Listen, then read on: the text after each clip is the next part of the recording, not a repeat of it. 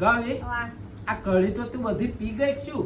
કઢી થોડીક બનાવી દીધી હું તો ખાઈ ગઈ ખીચડી કઢી. એવું? ઓવે પણ આ કંકોડા હું લાવ્યો તો એ હેત શું આ? તમ લાયા તા એ તો કુંભર પતિ ના જ આ તો ફરી બાલે ગજેરાહી ટાઈમ દડા રહીને તે ગજેરાહી આયા હા એટલે ગજેરાના વાઈડના કંકોડા આયા. એટલે મીઠા લાગે. મીઠો લાગે ને કડક શાક મસ્ત બનાવ્યું. મસ્ત બનાવ્યું. ખીચડી કંકોડાનું શાક તો ટોપ લાગે. પણ ખબર પેલા મને અમારી આવું શાક નતું થતું ખબર? ચાલનું પાછું આવું થયું.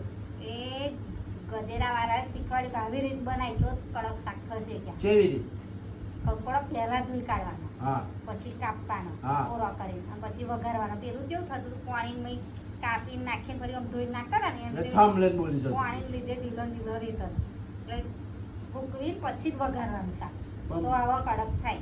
પણ કેટલું મસ્ત ના શાક ને ખીચડી બે લાગા હે તો કે આ તો કિસ્મત વાળો હોય ને એને જ આવું શાક ખાવાનું મળે.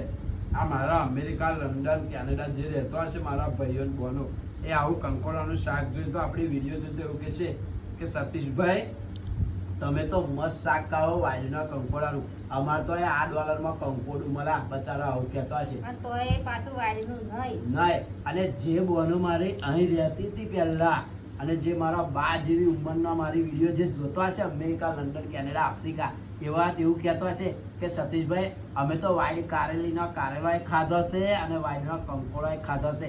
બા પહેલા બહુ થતા હતા. તમારો વખત કોમેન્ટ કરીને જણાવજો અને પર્સનલમાં મેસેજ કરજો શું કીધું તમને અને વિડીયો પહોંચાડી જ દેજો. કવિ હા. તારે કશું કેવું હે?